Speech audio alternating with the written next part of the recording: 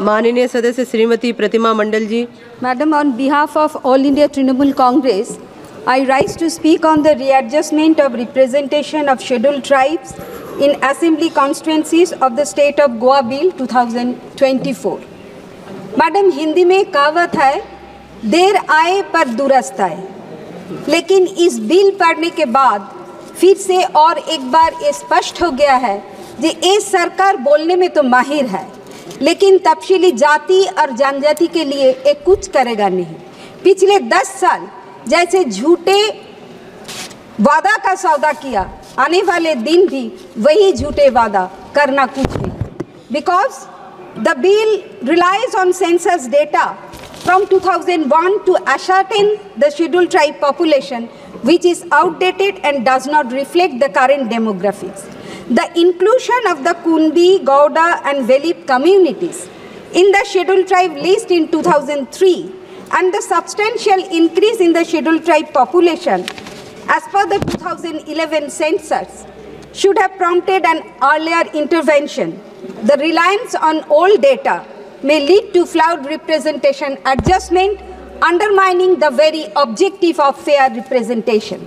Secondly, Madam, the bill acknowledges that the Delimitation Commission's work ended in 2008 and further delimitation has been frozen until after the 2026. This delay raises question about why this government waited until 2024 to introduce this bill. The delay has already deprived scheduled tribe communities of rightful representation for over 2 decades. Thirdly, Madam, the bill grants extensive power to the Election Commission to amend the delimitation order and readjust it. While the Election Commission's autonomy is crucial, the lack of a clear and transparent process in the bill raises concern about potential arbitrariness. The absence of a clear framework for public consultation and accountability in the decision-making process is worrisome. The Election Commission's amendment to the delimitation process should include a mandatory public consultation phase. This would allow citizens and community leaders to voice their concern and suggestion, ensuring that readjustment process is transparent, participatory and democratic.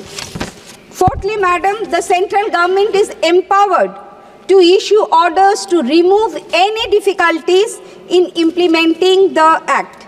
This provision will allow the government to make potentially significant changes without parliamentary scrutiny, raising concern about the erosion of democratic oversight. Any significant change should require the approval of Parliament, ensuring that democratic processes and checks and balances are maintained. Fifthly, Madam, the bill states that the readjustment of seats will not affect the existing legislative assembly until its dissolution.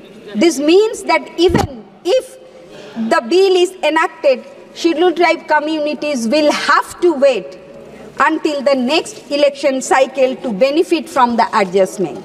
These further delays justice and representation for these communities. The bill should include a specific timeline for the completion of delimitation process and the implementation of seat adjustment to ensure timely justice.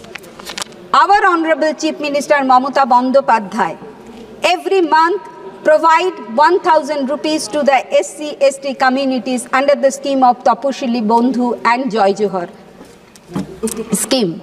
Madam, how can we expect from this government that this government will do justice to the SC/ST people?